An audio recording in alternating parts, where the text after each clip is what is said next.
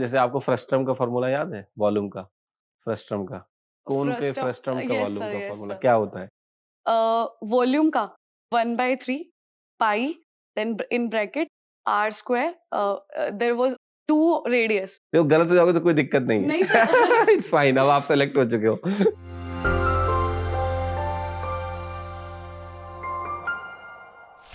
आप सभी का रंगों टॉपर शो में हार्दिक स्वागत है। आज के इस एपिसोड में मेरे साथ हैं दिल्ली से शुभम वशिष्ठ, जिन्होंने एसएससी सीजीएल 2019 क्रैक किया है और इन्हें एक्साइज इंस्पेक्टर की पोस्ट मिली है। एसएससी सीजीएल एग्जाम को क्रैक करने का सपना देश के लाखों बच्चे देखते हैं, लेकिन कुछ चुनिंदा लोगों का ही इसमें फाइनल सिलेक्शन हो पाता है। और ये मुकाम शुभम वशिष्ठ ने अपने पहले अटेम्प्ट में हासिल किया है। 12th के बाद इनका सपना था डीयू से ग्रेजुएशन करने का, लेकिन वो कम नंबरों की वजह से पूरा नहीं हो पाया और इन्हें ओपन यूनिवर्सिटी से अपना ग्रेजुएशन करना पड़ा। फिर इन्होंने ये ठान लिया कि अब फिर से कुछ करके दिखाना है और उस मुकाम को हासिल करना है, जिससे वाकई में जो ये हासिल करना चाह रहे थे ग्रेजुएशन डीयू से करके, अगर वो एक सपना नहीं भी पूरा हुआ है तो एक अगला सपना इन्होंने बनाया कि इन्हें एसएससी सीजीएल क्रैक करके एक यूनिफॉर्म की जॉब लेनी है और उन्होंने इस सपने को साकार भी किया। एक बात मैं आपको और भी बताना चाहता हूं कि इनका जो नाम है शुभम वशिष्ठ, ये ऑफिशियल नाम है, ये एक फीमेल कैंडिडेट है और इनकी नानी को ये नाम बड़ा पसंद था शुभम वशिष्ठ, तो ये नाम रखा गया। आपको ऐसा लग रहा होगा शायद कोई मेल कैंडिडेट है, लेकिन ये फीमेल कैंडिडेट है। लेकिन इनको सारे लोग शुभी के नाम से बुलाते हैं और ये उसी नाम से फैमिलियर भी हैं और कहते हैं ना कि अगर मैं इनको शुभम कह के बुलाऊंगा तो शायद ये नोटिस भी ना करें। तो इस पूरे इंटरव्यू में मैं इनका नाम जो यूज करूंगा, कॉलिंग नेम, वो होगा शुभी, बट इनका ऑफिशियल नाम शुभम वशिष्ठ है। इनकी जर्नी में स्ट्रगल भी है, इनकी जर्नी में बहुत सारी मेहनत भी है, तो अगर आप इस इंटरव्यू को अंत तक देखेंगे तो आपको बहुत कुछ सीखने को मिलेगा। चलिए सीधे शुभम वशिष्ठ से मिलते हैं, यानी शुभी से मिलते हैं और इनकी पूरी प्रिपरेशन जर्नी को जानने की कोशिश करते हैं। शुभी, आपका बहुत बहुत स्वागत है। Thank you so much sir, thank you so much for inviting me. सबसे पहला जो सवाल मैं आपसे पूछूंगा कि ये जो नाम का आपका थोड़ा लफड़ा, इसको समझाइए ठीक से कि आपका नाम ऑफिशियल शुभम वशिष्ठ है और आपको सब लोग शुभी के नाम से बुलाते हैं। तो सर अगर एक्चुअली घर में कोई शुभम नाम से बोलेगा तो आपको पता चलेगा कि आपको बुलाया जा रहा है? नहीं सर, नहीं। इवन कई बार ऑफिशियली लोग शुभम बोलते हैं और मैं पीछे मुड़ के भी नहीं देखती क्योंकि मुझे आदत नहीं है। एक्चुअली जब मैं पैदा हुई थी तो मेरी नानी जी को शुभम नाम बहुत पसंद था, तो उन्होंने मेरा नाम शुभम रख दिया। बट मेरी फैमिली और मेरे फ्रेंड्स सब मुझे शुभी नाम से ही बुलाते ओके, तो आपको भी लेकिन कंफ्यूजन हो जाता है, वो ऑफिस में आपको शुभम करके बुलाएंगे फिर? हैं।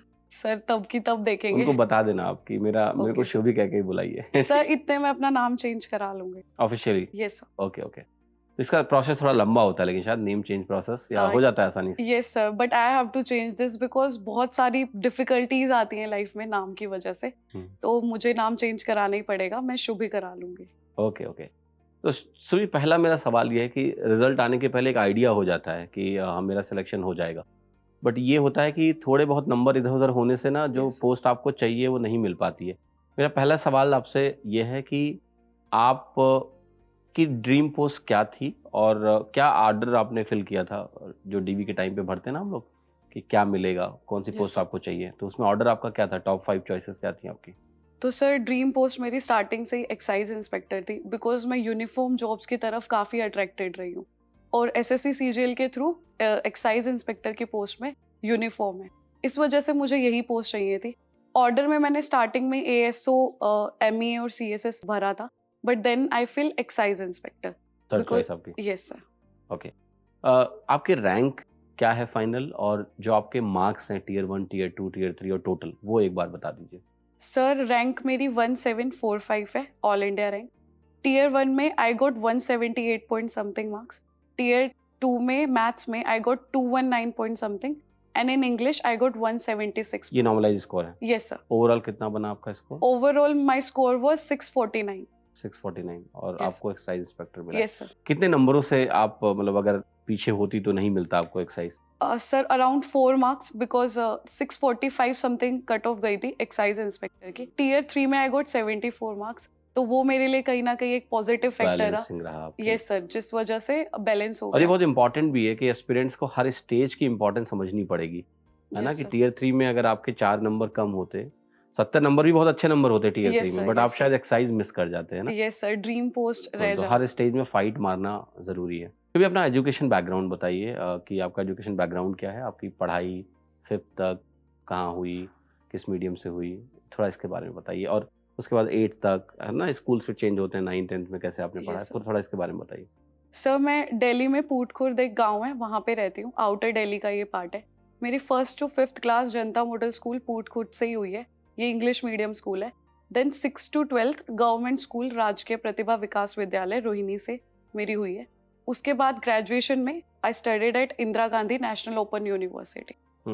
ये जो आपने बताया कि जो आपका 6 से 12 तक का स्कूल है, सर। राजकीय प्रतिभा विकास विद्यालय। विद्यालय, इसका क्या गवर्नमेंट स्कूल है? Yes sir. तो इसके बारे में थोड़ा बताओगे आप, क्योंकि मैं भी गवर्नमेंट स्कूल से ही पढ़ा हूँ, तो मैं थोड़ा सा इंटरेस्टेड हूँ कि दिल्ली में यूजुअली लोग प्राइवेट स्कूल्स में पढ़ते हैं, आप क्यों सरकारी स्कूल में पढ़ रहे थे?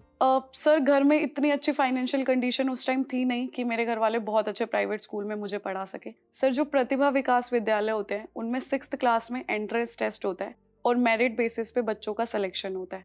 हर साल अराउंड 105 बच्चे सेलेक्ट किए जाते हैं, तो मैंने भी एंट्रेंस टेस्ट दिया था एंड आई गॉट सेलेक्टेड, इसलिए मुझे प्रतिभा विकास विद्यालय में पढ़ने का मौका मिला। हमारे स्कूल्स गवर्नमेंट होते हैं बट उनका एजुकेशन लेवल प्राइवेट स्कूलों से भी अच्छा होता है। फीस कितनी थी आपकी? सर 6 मंथ की अराउंड 60 रुपीज फीस होती तो है। आपने 10 रुपये महीना निकाल दिए। Yes sir. गुड और गुड। इसके अलावा सर मुझे बहुत सारी स्कॉलरशिप भी मिलती थी। जिन लोगों की 80% से ज़्यादा स्कोर आता था क्लासेस में, उनको लाल बहादुर शास्त्री स्कॉलरशिप मिलती थी। और इवन यूनिफॉर्म के, ज्योमेट्री बॉक्स के, हमें हर चीज़ के पैसे मिलते थे।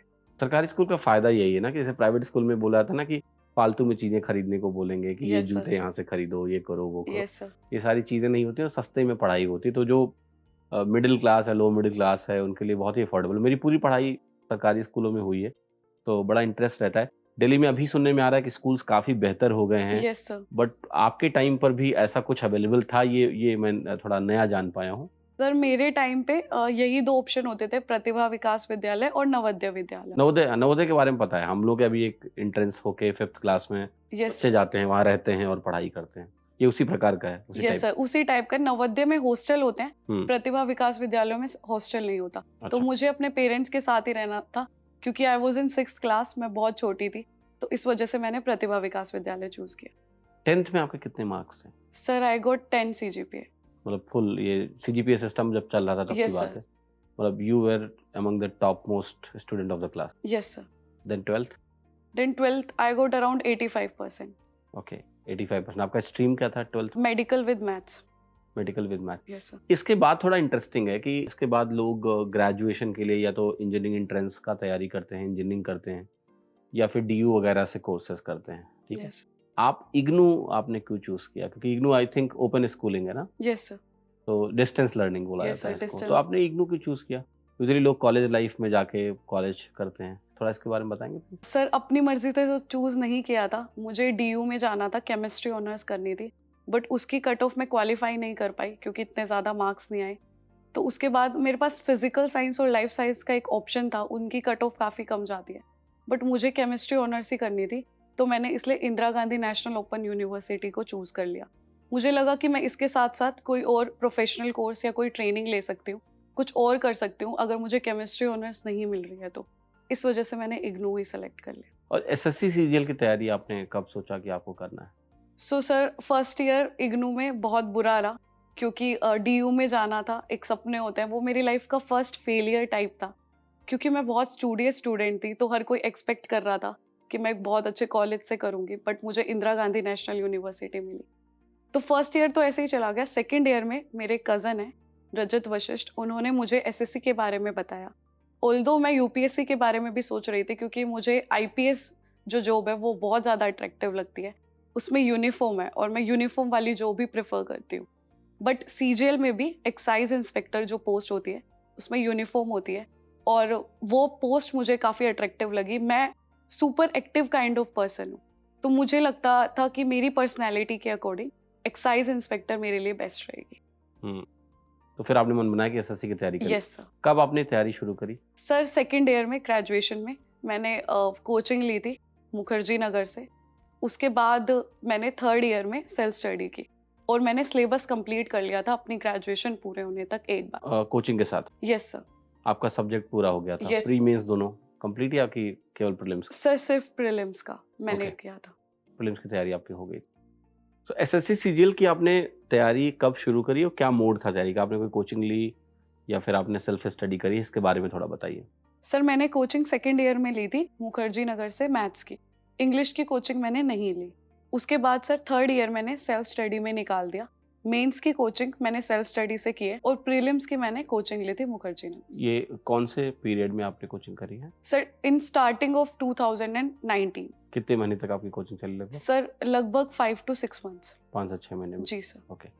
और अगर बात करें कि इसके बाद, क्योंकि आई थिंक 2018 में आपकी कोचिंग खत्म हो गई है जी सर। और उसके बाद आपका एग्ज़ाम तो ऑलरेडी काफ़ी लेट होते हैं एग्ज़ाम, तो लंबा आपका सेल्फ स्टडी का भी ड्यूरेशन रहा है कहीं ना कहीं। Yes sir. उसके बारे में थोड़ा बताएंगे कैसे आपकी सेल्फ स्टडी रही? सर 2019 में पूरा मेरे पास काफ़ी टाइम था सेल्फ स्टडी के लिए प्री की, तो मैंने फुल फ्लैश अपनी तैयारी स्टार्ट कर दी। कोचिंग तक थर्ड ईयर तक मैंने अपना सिलेबस कंप्लीट कर दिया था। उसके बाद सर घर में बहुत ज़्यादा प्रॉब्लम हो गई। वी गॉट फाइनेंशियल क्राइसिस, तो घर में माहौल बहुत डिस्टर्ब रहता था। जब आप अपने मम्मी पापा को बहुत दुखी देखते हो तो कहीं ना कहीं एक इमोशनल डैमेज हो जाता है। तो उस वजह से पढ़ाई में रुकावट आ गई और 2-3 महीने मैं फोकस नहीं कर पाई अपनी पढ़ाई पे। फिर सर धीरे धीरे मोटिवेशन ली। आपकी वीडियो सर मैं बहुत ज़्यादा देखती थी। आप बोलते थे डरना नहीं करना है, तो मैं हमेशा सोचती थी कि हम लोग डरने वालों में से नहीं है, हम करने वालों में से है, तो हम करेंगे। कई बार लगता था भगवान ने हमारे साथ ही ऐसा क्यों किया, क्योंकि सब कुछ घर में बिखर चुका था और जब फैमिली बिखर जाती है तो मेंटली काफ़ी डिप्रेस हो जाते हो आप लोग। बट फिर सर दोबारा से 2019 एंड में मैंने अपनी तैयारी स्टार्ट की। मार्च में एग्ज़ाम था, अक्टूबर से मैंने सारे सोशल मीडिया अपने फ़ोन से अनइंस्टॉल कर दिए और मैंने 5 से 6 महीने बहुत अच्छी तरीके से प्रीलिम्स की पढ़ाई की। और मॉक टेस्ट वगैरह वगैरह देके? Yes sir. तो मैं अभी आपके सब्जेक्ट वाइज स्ट्रैटेजी में जानना चाहता हूँ कि आपने हर विषय की तैयारी डिटेल में बताएं कि कैसे करी है। सबसे पहले मैं जीके पे आता हूँ, क्योंकि जो साइंस बैकग्राउंड के लोग होते हैं उनकी जीके में थोड़ा इनका इंटरेस्ट कम होता है। मैं अपना उदाहरण भी जानता हूँ इस चीज़ को लेके। कई लोग होते हैं एक्सेप्शंस होते हैं, उनका जीके तब भी अच्छा होता है, शुरू से इंटरेस्ट होता है। आप किस कैटेगरी को बिलोंग करते हैं, अच्छी जीके वाली कैटेगरी में या पुअर जीके वाली कैटेगरी में, and then how did you prepare for it? और आपने जैसे पहले भी मुझे बताया कि आपका 12th में जो बैकग्राउंड था वो बायो प्लस मैथ्स था। Yes sir. ये एक एडेड एडवांटेज मुझे लगता है एसएससी में है, क्योंकि बायो का पोर्शन चैलेंजिंग पोर्शन होता है मैथ्स बैकग्राउंड वालों के लिए। मुझे आज तक बायो समझ में नहीं आई कभी भी, ठीक। तो वो एक एडवांटेज आपको लगता है कि आपके पास था, साइंस के क्वेश्चन काफ़ी अच्छे खासे आते हैं एसएससी में? सर साइंस में मुझे कोई भी दिक्कत नहीं हुई, क्योंकि सब कुछ हम लोग जानते हुए। तो मैंने लूसेंट एक बुक आती है, वहाँ से साइंस प्रिपेयर कर ली थी।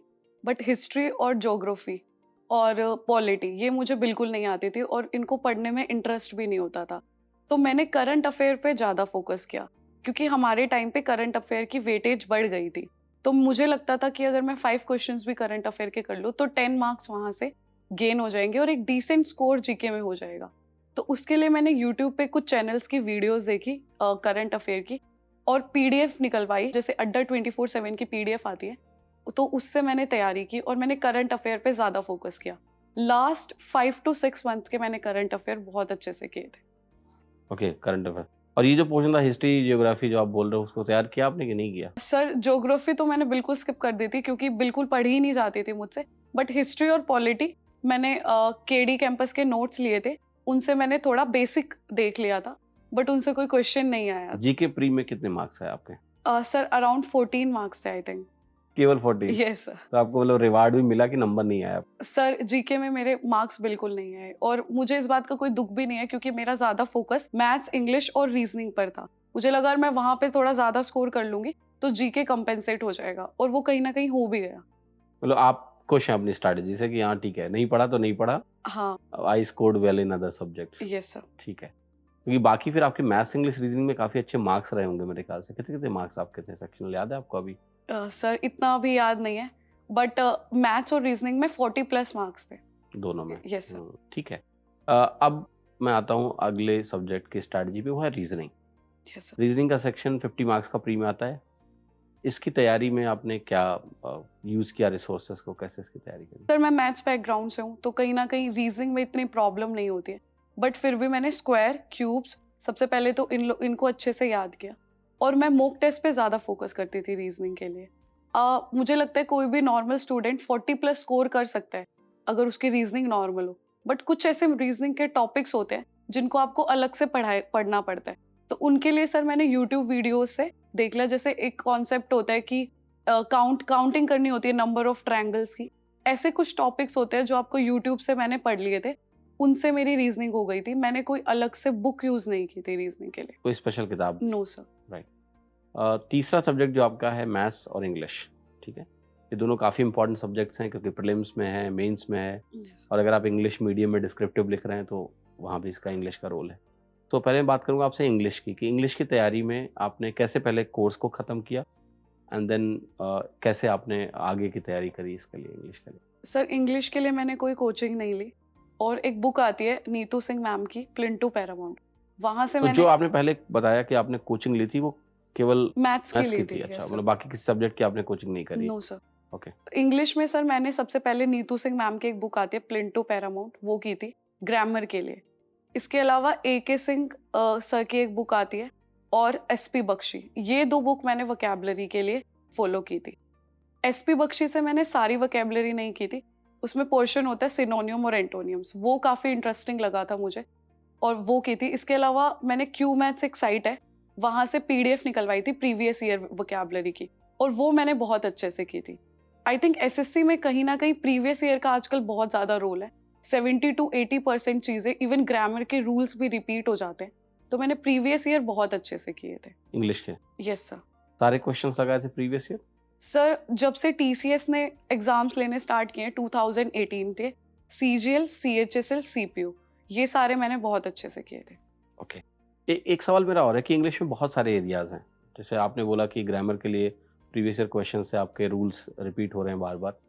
वोकैबुलरी में जो आपने किया, बुक्स आपने यूज़ करी, क्या वो सफिशिएंट था या वोकैबुलरी बिल्डिंग के लिए और भी कोई एक्सरसाइज है, जैसे न्यूज़पेपर रीडिंग है, नॉवल रीडिंग है, वहाँ से वर्ड्स निकालना फिर उनको यूज़ करना, ये सब आपने किया है या फिर आपने बुक पे ही फोकस किया है सिर्फ वोकैब के लिए? सर आई थिंक ये सारी चीज़ें बैकग्राउंड पे कहीं ना कहीं मैटर करती हैं। अगर कोई हिंदी मीडियम का स्टूडेंट है तो उनको काफ़ी ज़्यादा एक्सप्लोर करना पड़ेगा वोकैबुलरी को, बट मैं इंग्लिश मीडियम से थी तो मुझे इतनी ज़्यादा दिक्कत नहीं आई। मैंने क्यू मैथ से PDF निकलवाई थी प्रीवियस ईयर की, वो मैंने अच्छे से की। SP बख्शी से भी वोकैबुलरी की, मैंने अलग से कोई रिसोर्स यूज़ नहीं किया था।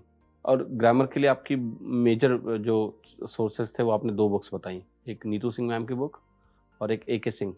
Sir AK Singh is previous year, that's for अच्छा, previous, वोकैबुलरी एंड ठीक है। Mock test type. AK Singh वाली बुक वही MB पब्लिकेशन है Yes, क्या? sir, okay yes, okay, sir. उसको MB के नाम से लोग जानते हैं, ठीक है। और बाकी जो एरियाज हैं, पैरा जंबल्स वगैरह, क्लोज टेस्ट, इनकी तैयारी के लिए कुछ अलग से आपने किया? सर मैंने मॉक टेस्ट पे फोकस किया इनके लिए। क्लोज टेस्ट मेरा थोड़ा वीक सेक्शन था, तो उसके लिए सर मैंने छोटी छोटी क्विज दी ग्रेड अप पे क्लोज टेस्ट की, वहाँ से मैंने अपने क्लोज टेस्ट को इम्प्रूव किया। और मॉक टेस्ट में जो भी मुझे अपना सेक्शन वीक लगता था, मैं उसकी अलग से क्विज दे देती थी और उन पे कहीं ना कहीं थोड़ा फोकस करती थी उन सब्जेक्ट्स पे, तो इससे वो सब्जेक्ट्स भी मेरे वो चीज़ें इम्प्रूव हो गई। वोकैबुलरी के लिए कोई कॉपी वॉपी थी आपके पास, शब्द याद करने? सर मैंने एक अलग से कॉपी बना रखी थी, तो जो भी ग्रामर के रूल्स मुझे लगते थे इम्पॉर्टेंट है या फिर वोकैबुलरी का कोई ऐसा वर्ड आ गया, तो वो मैं उसको नोटबुक में अलग से लिख लेती थी और मैं हर सैटरडे संडे उन चीज़ों को रिवाइज करती थी। वो कहीं ना कहीं मेरे वीक पॉइंट शो करते थे, जिससे मैंने देखा कि क्लोज टेस्ट बहुत ज़्यादा गलत हो रहे हैं, तो मेरी नोटबुक में अगर क्लोज टेस्ट ज़्यादा हो रहे हैं तो मैंने क्लोज टेस्ट अलग से क्विज लगा ली, वो अलग से कर लिया।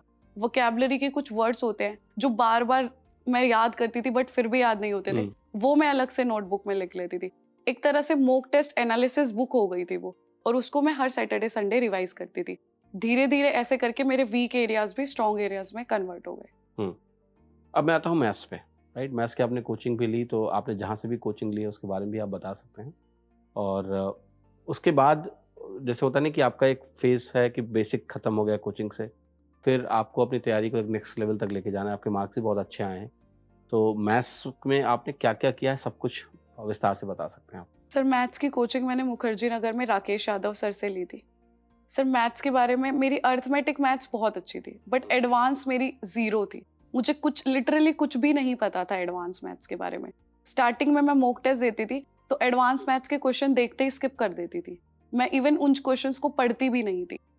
तो सर जब मैंने फुल फ्लेज अपनी प्री की तैयारी स्टार्ट की थी, तो मैंने इन दोनों चीज़ों पे फोकस करना स्टार्ट किया। अरिथमेटिक क्योंकि मेरी अच्छी थी तो मैंने सिर्फ कैलकुलेशन पे ध्यान दिया। उसके लिए सर एक ऐप आता है मैथ्स ट्रिक्स नाम से, वो ऐप मुझे बहुत इंटरेस्टिंग लगा। उसमें आप अपने फ्रेंड के साथ भी खेल सकते हो और कैलकुलेशन में एक तरह से गेम की तरह हो जाता है वो। वो ऐप मैंने यूज़ किया कैलकुलेशन इंप्रूव करने के लिए। इसके अलावा मैंने स्क्वायर, क्यूब्स और जो परसेंटेज होती हैं वो सब याद किए अच्छे से। तो अरिथमेटिक मेरा ऐसे ही हो गया था। मैंने एक बुक यूज़ की थी, राकेश यादव क्लास नोट्स। वो बुक मैंने 15 to 20 टाइम्स अपनी प्रिपरेशन के टाइम पे कर ली होगी। एडवांस मैथ सर मुझे बहुत ज़्यादा मुश्किल लगता था, मेरे लिए काफ़ी टफ सेक्शन था, क्योंकि मैं स्कूल से ही एडवांस मैथ्स में वीक रही हूँ। 10th क्लास में ट्रिगो आती है, तो उस टाइम मैंने वो भी स्किप कर दी थी। मुझे एडवांस मैथ्स कभी से ही मुश्किल लगता था। उसके लिए सर मैंने एक अलग से डायरी बनाई और सबसे पहले एडवांस मैथ्स के सारे फॉर्मूलाज उसमें लिखे, उनको बार बार रिवाइज किया। फिर सर मैंने प्रीवियस ईयर टेस्ट देने स्टार्ट किए और उसमें जो भी एडवांस मैथ्स के क्वेश्चन आते थे उनको मैंने देखना स्टार्ट किया। ज़्यादातर फॉर्मूला बेस्ड मिलते थे, बट कुछ कॉन्सेप्ट्स होते थे। तो फिर मुझे लगा कि नहीं, आपको अच्छे से पढ़ाई करनी पड़ेगी। तो सर मैंने स्टार्टिंग में कुछ यूट्यूब पे वीडियोस देखनी स्टार्ट की। उसके बाद सर मैंने राकेश यादव क्लास नोट से क्वेश्चंस करने स्टार्ट किए। स्टार्टिंग में सर 2-4 क्वेश्चन होते थे, फिर रुक जाती थी। एडवांस मैथ्स के क्वेश्चन होते ही नहीं थे। बट धीरे धीरे जैसे जैसे मैंने रिवीजन स्टार्ट की, मेरी एडवांस मैथ इम्प्रूव होनी स्टार्ट हो गई। उसके अलावा प्रीवियस ईयर ने मुझे काफ़ी हेल्प की, इससे मेरी एडवांस मैथ्स अच्छी हो गई।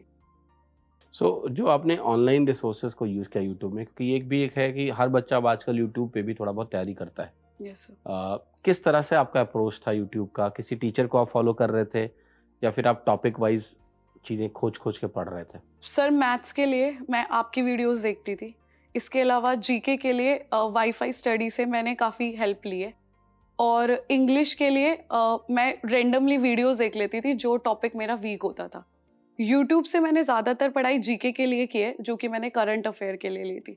तो जब भी मेरे पास स्पेयर टाइम होता था, मैं ईयरफोन्स लगा के यूट्यूब पे वीडियोस देखना स्टार्ट कर देती थी जीके की, स्पेशली करंट अफेयर्स की। ऑनलाइन रिसोर्सेज मुझे ज़्यादा सूट नहीं करते, तो मैंने ज़्यादा नहीं देखे थे। बट जैसे प्रीवियस ईयर में कोई क्वेश्चंस अटक जाता था, तो उसके लिए मैं यूट्यूब का यूज़ कर लेती थी। तो आपने मेरे कौन-कौन से वीडियो देखे हैं मैथ के? सर सबसे ज़्यादा तो मैंने ये मैं टेस्ट करने के लिए पूछ रहा हूँ। Okay sir. वाक़ई में आपने देखे भी हैं या झूठ बोल रहे हो आप शो में? ठीक है तो सर सबसे ज़्यादा तो मैंने मोटिवेशनल वीडियोस देखे हैं। अच्छा। क्योंकि ऐसा होता है सर, तैयारी के टाइम हर टाइम आपके पास 100% एनर्जी नहीं रहती है। कोई दिन होता है कि आप अपना 100% दे देते हो, आप 6 से 8 घंटे लगातार पढ़ भी लेते हो, बट किसी दिन मन नहीं करता पढ़ाई का, डाउन फील करते हो, तो उस टाइम आई थिंक मोटिवेशन की बहुत ज़रूरत होती है। तो सबसे ज़्यादा मैंने मोटिवेशन के लिए आपको फॉलो किया। और मैंने रेमो विद टॉपर्स के भी काफ़ी शो देखे हैं, जिसमें एक नवीन यादव सर का शो था। मुझे उनका पैशन बहुत ज़्यादा लगा था, तो मैं उनकी तो रिपीट मोड पे भी देख लेती थी कई बार। और मैंने मॉक टेस्ट स्ट्रेटेजी के लिए कौशिक राज सर की वीडियो को भी फॉलो किया रेमो विद टॉपर। मैथ्स का कोई वीडियो देखा आपने मेरा कि नहीं?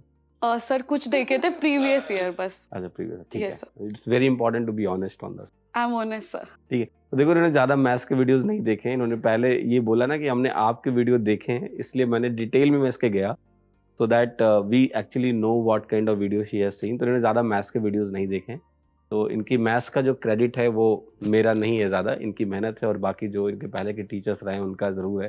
अब आगे बढ़ते हैं।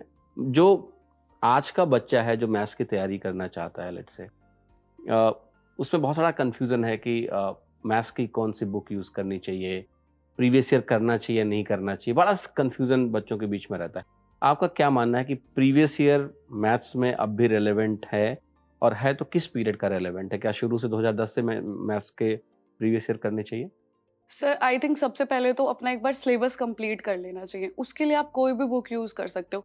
80-90% सब में कंटेंट सेम होता है, बट किसी भी एक स्पेसिफिक टीचर की ही बुक यूज़ करनी चाहिए। ऐसा नहीं है कि आप 10-10 बुक पढ़ रहे हो। एक ही बुक को 10 बार पढ़ना ज़्यादा बेटर है। तो एक ही बुक से आप पहले अपना क्लास नोट्स की तरह एक बार रिवाइज कर लीजिए। उसके बाद सर प्रीवियस ईयर 2018 से रेलिवेंट है। जो भी TCS ने लिए वो CGL, CHSL और CPO के प्रीवियस ईयर अगर आप दे दोगे तो I think you can easily score 40+ in mock test. Prelims में। Yes sir. इसके अलावा सर फॉर्मूला के लिए मैंने एक अलग से डायरी बनाई थी। वो बहुत इंपॉर्टेंट होती है, क्योंकि आप एक बार जब स्टार्ट करते हैं अपनी पढ़ाई, तो अगर आप एक बार सारे फॉर्मूलेज रिवाइज कर लेंगे तो मॉक टेस्ट देने में भी काफ़ी ईजी रहता है। उसमें सर मैंने स्क्वायर, क्यूब्स भी लिखे थे, टेबल्स भी लिखी थी 20 तक, और जितने भी अरिथमेटिक और एडवांस मैथ्स के फॉर्मूले थे वो मैंने लिखे थे। और स्टार्टिंग में मैं जब पढ़ाई स्टार्ट करती थी तो 15 मिनट्स में उसी डायरी को देती थी। वो काफ़ी उसने मेरी काफ़ी हेल्प की है। तो कैलकुलेशन के लिए जो आपने एक ऐप बताया था मैथ ट्रिक्स करके कोई ऐप, ये काफ़ी इंटरेस्टिंग है क्योंकि बच्चे कैलकुलेशन के बारे में जानना चाहते हैं। अब उनके पास एक ऐप है जिसके थ्रू प्रैक्टिस कर सकते हैं। उसमें किस तरह की प्रैक्टिस आप करते थे अपने फ्रेंड्स के साथ कैलकुलेशन की? सर वो ऐप आप सिंगल भी खेल सकते हो और ग्रुप में अपने फ्रेंड्स के साथ भी खेल। क्योंकि ये खेलने वाला मुझे बड़ा अच्छा लग रहा है because when there is a game yes there is fun yes. And there is learning. बहुत इंटरेस्टिंग है, बताइए। तो सर मैं लाइब्रेरी में पढ़ाई करती थी। हमारा ब्रेक टाइम होता था ऑलमोस्ट हाफ एन आवर का। तो सर उसमें नॉर्मली हम लोग बातें ही करते थे। तो इससे अच्छा हमने ट्राई किया जब एग्जाम स्पेशली पास आ गया कि हम कैलकुलेशन गेम स्टार्ट करते हैं। उसमें सर ऐसे स्क्रीन पे भी ऐसे होता है कि एक साइड आपकी साइड होता है और दूसरी साइड अगर आपके सामने कोई बैठा है तो वो आपके साथ खेल सकते हैं। उसमें अलग अलग क्वेश्चंस आते हैं, multiply, normal division, subtraction, percentage, इन सब के, और लास्ट में एक विनर आता है जो जो जल्दी कैलकुलेशन करता है। तो उससे सर फन एक्टिविटी भी हो जाती है, बहुत इंटरेस्टिंग है ये। उससे फन भी हो जाता है और सर साथ साथ हम अपनी कैलकुलेशन भी अच्छी कर सकते हैं। राइट, ये बड़ा अच्छा इन्होंने बताया। पहली बार किसी ने बताया कोई ऐप जिसके थ्रू आप कैलकुलेशन कर सकते हैं। मैं इसके बारे में इनसे ज़रूर और जानूंगा और अगर पॉसिबल हुआ तो उस ऐप की लिंक को डिस्क्रिप्शन में डाल देंगे। आप लोग भी डाउनलोड करके ट्राई करो, अगर ऐसा कुछ है तो ये बहुत अच्छी चीज़ है। आपके हिसाब से मैथ्स का जिस तरह का सिलेबस अभी है, जैसे कई बच्चे जिनका मैथ्स बैकग्राउंड नहीं है, क्या आपको लगता है कि ये एग्ज़ाम एसएससी का मैथ्स जिनको पहले से थोड़ा आता है या वो मैथमेटिकल बैकग्राउंड से उनकी तरफ ये झुका हुआ है, वो ज़्यादा सेलेक्ट हो रहे हैं इस एग्ज़ाम में? तो जो नया बच्चा है वो डरता है अब एसएससी सीजीएल में एंट्री लेने से, उसको लगता है कि मैं मैथ्स बैकग्राउंड का नहीं हूँ, शायद मेरा सिलेक्शन नहीं होगा। आपका क्या व्यू है इसके बारे में? सर थोड़ा बहुत तो फेवर होता ही है जो लोग मैथ्स बैकग्राउंड से होते हैं, of course. But sir I believe there is no substitute for hard work. अगर आप हार्ड वर्क करोगे तो कुछ भी अचीव किया जा सकता है। हो सकता है उन लोगों को जो मैथ्स बैकग्राउंड से हैं उनसे थोड़ी ज़्यादा मेहनत करनी पड़े, बट मोर और लेस अगर कोई हार्ड वर्क करेगा तो मैथ्स उसकी इम्प्रूव हो ही जाएगी। हाँ, तैयारी के दौरान अगर आपको डाउट्स आते थे मैथ्स में ज़्यादा डाउट्स आते हैं, यस सर। तो आप कैसे उसको रिजॉल्व करते थे? सर मैं लाइब्रेरी जाती थी पढ़ाई के लिए, तो कुछ सीनियर्स थे, कुछ फ्रेंड्स थे मेरे। जैसे सर एक रवि दही हैं, वो टीए अभी इनकम टैक्स में दिल्ली में, और एक मेरी बेस्ट फ्रेंड है गरिमा। उन लोगों ने मेरी काफ़ी हेल्प की डाउट्स को सॉल्व करने के लिए। इसके अलावा अगर मुझे प्रीवियस ईयर क्वेश्चंस में कोई डाउट आता था तो मैं यूट्यूब पे उसको सर्च कर लेती थी और उसके थ्रू कर लेती थी। ओके। और ये जो प्रिपरेशन का पूरा फेज था, इसमें आपने पूरे टाइम लाइब्रेरी में पढ़ाई करी है या घर पे भी पढ़ते थे आप? सर मैंने प्री में तो पूरे टाइम लाइब्रेरी में किया है, बट उसके बाद सर कोरोना आ गया था, फर्स्ट वेव, तो हमारी लाइब्रेरी बंद हो गई थी। तो उसके बाद मैंने घर पे पढ़ाई स्टार्ट की। घर में मैं इसलिए नहीं पढ़ती थी क्योंकि सर मेरे घर में बहुत ज़्यादा लोगों का आना जाना रहता है, डिस्टर्बेंस ज़्यादा रहती है, कोई पर्सनल रूम है नहीं, इस वजह से मैंने लाइब्रेरी की थी। बट फिर मजबूरी हो गई थी, तो कहीं ना कहीं मैं सुबह के टाइम ज़्यादा पढ़ती थी और रात के टाइम ज़्यादा पढ़ती थी। दिन में मैं सो जाती थी, तो उससे मेरी पढ़ाई हो जाती थी बिना किसी डिस्टर्बेंस। कितना घंटे पर डे आप लगभग पढ़ते थे? क्या शेड्यूल था आपका? सर कोई फिक्स तो नहीं था, बट फिर भी अगर ऑन एन एवरेज बात करें तो 6 to 8 आवर्स डेली में पढ़ लेती थी। ठीक है। और इसमें सब्जेक्ट डिवीजन कैसे करते थे आपकी? कौन सा विषय पहले, कौन सा बाद में? सर प्री के टाइम हाँ, प्री के टाइम पे। सर सबसे ज़्यादा टाइम मैं मैथ्स को देती थी, क्योंकि जैसे जैसे मैं मैथ्स करने लगी थी मैथ्स में इंटरेस्ट भी ज़्यादा आ गया था। तो ऑलमोस्ट 2 to 2.5 आवर्स मैथ्स में देती थी। Then sir around 1.5 hour English, then sir GK 1 hour, and अगर टाइम मिलता था तो एक रीजनिंग का भी एक दो सेट लगा लेती थी। इसके अलावा सर मेरी तैयारी में मॉक टेस्ट ज़रूर रहता था। स्टार्टिंग में मैं वीकली बेसिस पे मॉक टेस्ट देती थी, बट जैसे एग्जाम पास आ गया, जब 2-3 महीने रह गए, तो मैं डेली बेसिस पे मॉक टेस्ट देने लग गई। एवरीडे यस एक मॉक हर यस। दिन। अगर हम बात करते हैं लेट्स से कि टीयर 1 की तैयारी आपकी पूरी हो गई, फिर आप टीयर 2 की तैयारी के लिए गए, तो टीयर 2 की तैयारी में जब 2 ही सब्जेक्ट्स रहते हैं तो ये एक बड़ा रिलीफ है कि अब हमें 4 सब्जेक्ट मैनेज नहीं करना है, 2 ही करना है। तो उस समय आपका स्टडी रूटीन क्या था? कितना घंटे आप मैथ और कितना घंटे इंग्लिश पढ़ रहे थे आप? सर मैं स्टार्टिंग करती थी अपनी डायरी से, जो मैंने फॉर्मूला की बनाई हुई थी। तो सुबह उठते ही सबसे पहले जब मैं पढ़ने बैठती थी तो मैं स्क्वायर, क्यूब्स, टेबल्स और परसेंटेज रिवाइज करती थी। उसके बाद मैं सारे फॉर्मूलाज रिवाइज करती थी। देन मैं मॉक टेस्ट देती थी, सबसे पहले एक मैथ्स का, फिर मॉक टेस्ट एनालिसिस होती थी, तो इसमें काफ़ी टाइम लग जाता था। इन सब चीज़ों में अराउंड 4 आवर्स मेरे लग जाते थे। उसके बाद सर मैं English mock test daily basis पे नहीं देती थी। इंग्लिश की 1 घंटा वोकैबुलरी और 1 घंटा ग्रामर में रिवाइज कर लेती थी। डेली? Yes sir.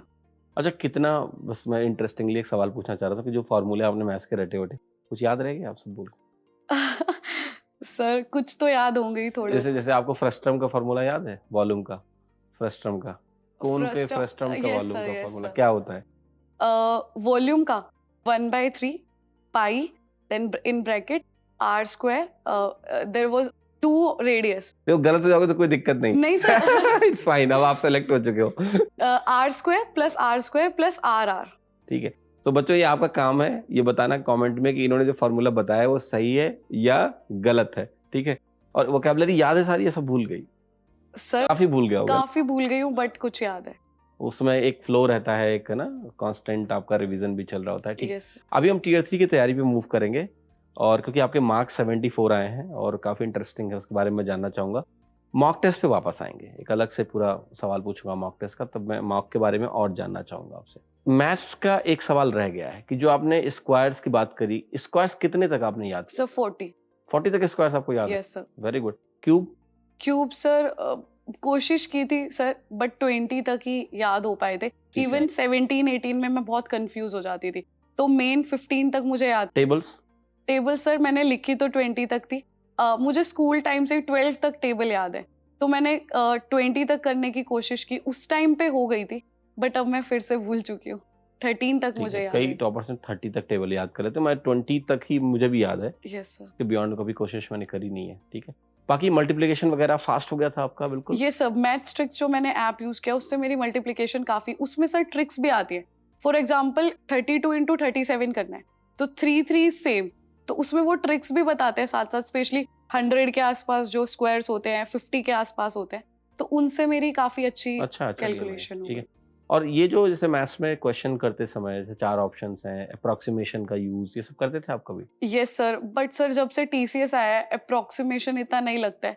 इवन जो पाई की वैल्यू से करते थे 22, वो भी अब रेलिवेंट नहीं रह गया। तो आई थिंक कैलकुलेशन पे फोकस करना अब ज्यादा इंपॉर्टेंट है। Actual calculation. Yes sir. So prelims के एग्जाम के बाद जब आपने अपनी आंसर की देखी होगी, मार्क्स अच्छे थे, तो एक कॉन्फिडेंस आ जाता है कि अब हम सही डायरेक्शन में जा रहे हैं। बट प्रीलिम्स 200 मार्क्स का है, अभी आपके 500 नंबर का एग्जाम बाकी है, तो आप उनको भी हल्के में नहीं ले सकते हो। मुझे जानना है कि मेंस की जो तैयारी थी आपकी, जून में मेंस होना था आपका पहले, देन वो कोरोना की वजह से डिले हुआ, क्या वो आपके लिए एडवांटेजियस रहा तैयारी में, या फिर आप जून में तैयार थे एंड डिले एक आपके लिए नेगेटिव रहा? सर डिले कहीं ना कहीं मेरे लिए पॉजिटिव ही रहा, क्योंकि इतनी अच्छी तैयारी तब तक नहीं हो पाई थी। मैंने स्टार्टिंग में अपनी तैयारी सिर्फ प्री बेस्ड की थी, मेंस के लिए मेरे को ज़्यादा टाइम नहीं मिल रहा था जून में। बट जब एग्ज़ाम डिले हुआ तो मैंने ज़्यादा से ज़्यादा मॉक टेस्ट पे ध्यान दिया। सिलेबस मेरा पहले ही कवर हो चुका था, इसीलिए मुझे मॉक टेस्ट पे ज़्यादा फोकस करना था। तो मैंने उस टाइम पे मॉक से पहले सर 100 के अराउंड मॉक्स मैंने लगा लिए थे। मेंस के सिर्फ मेंस के मैथ्स के 100 के अराउंड मॉक्स। और जब डिले हुआ तो मैंने बार बार चीज़ों को रिवाइज किया, और मैंने प्रीवियस ईयर एक बार और कंप्लीट कर लिए उसकी वजह से। अपने मॉक्स में कुछ ऐसे कॉन्सेप्ट्स पता चले जो पहले नहीं पता थे, और अपनी कैलकुलेशन को भी मैंने उस टाइम पीरियड में इम्प्रूव किया। मतलब आपने डिले को अपने एडवांटेज के लिए, अपने स्किल सेट को बढ़ाने में यूज किया। Yes, sir. That's great. एक चीज और अभी मैं यहाँ पर पूछना चाहूंगा कि टीयर 2 के एग्जाम के पहले आप कितना प्रिपेयर्ड महसूस कर रहे थे एग्जाम के लिए? सर प्रिपरेशन तो सारी हो चुकी थी, बट सर मुझे एग्ज़ाम से पहले बहुत ज़्यादा डर लगता है, तो मैं नर्वस तो बहुत ज़्यादा थी। एग्ज़ाम के टाइम भी इवन आई वाज शिवरिंग, बहुत ज़्यादा डर लग रहा था, क्योंकि आप एक एग्ज़ाम के लिए जब साल से मेहनत कर रहे हो और एक वो 2 घंटे डिसाइडिंग फैक्टर हैं, तो कहीं ना कहीं डर बहुत ज़्यादा लगता है। उस टाइम पे पॉजिटिव रहना बहुत ज़रूरी है। और मैथ्स के एग्ज़ाम में क्या होता है, आपका माइंड, आपका मेंटल लेवल ठीक होना चाहिए, अदरवाइज घबराहट में सिली मिस्टेक्स होने का बहुत डर रहता है। तो उस टाइम पे मैंने आपको बूस्टअप किया, कुछ अपने मम्मी पापा को याद किया, और फिर मैंने एग्ज़ाम दिया था पॉजिटिव अप्रोच के साथ। अपने आप को समझाते हुए कि डरो यस सर। मत। मम्मी पापा को सोच के कई लोग डर जाते हैं, मतलब एक्सपेक्टेशन का जो बर्डन होता है ना कई बार, कि पेरेंट्स को कुछ करके दिखाना है, ऐसा करना है, एंड देन वही चीज़ थोड़ा सा नेगेटिव हो जाती है। तो आपने क्या मम्मी पापा के बारे में सोचा कि आपको आपकी नर्वसनेस कम हुई? सर हमेशा से मुझे ऐसा लगता था, बीइंग अ गर्ल, मुझे अपने पेरेंट्स को प्राउड फील कराना है। तो मैंने प्री मेंस के एग्ज़ाम देने से पहले यही सोचा कि यही एग्ज़ाम है, और आज अगर मैं अपना बेस्ट दे दूंगी तो कल को जब मैं रिजल्ट देखूंगी और अपने मम्मी पापा के चेहरे पे खुशी देखूंगी, तो वो खुशी के बारे में सोच के मैंने एग्ज़ाम दिया था। अच्छा, एक सवाल मुझे और पूछना है जो आपके कहानी में मुझे थोड़ी इंटरेस्टिंग लग रही है, जो कई बच्चों ने मुझे इस चीज़ को बोला है। जब बोला आपने आपके लिए पढ़ाई के लिए कोई घर में एक प्राइवेट रूम नहीं था, और कई लोग को ये बड़ा चैलेंज है कि जब आप फैमिली में साथ में रहो आपके पास पढ़ने का एक कमरा नहीं है, तो वो उनको लगता है कि एक बहुत बड़ा डिस्ट्रैक्शन है, वो कैसे पढ़ाई करें। आपका क्या एक्सपीरियंस था और इसको आपने कैसे मैनेज किया? क्योंकि हर चीज़ें बदली भी नहीं जा सकती हैं, है ना? हमें फाइनेंशियल कंडीशन भी देखना है, हर किसी को पेरेंट्स एक-एक कमरा नहीं दे सकते हैं, दैट्स अ फैक्ट, ठीक है? अब कोविड टाइम पे लाइब्रेरी भी बंद है, you can't go to library also. तो कैसे आपने मैनेज किया अपनी पढ़ाई को? थोड़ा-सा बताएँगे? कितना सपोर्ट आपको पेरेंट्स के साइड से मिला?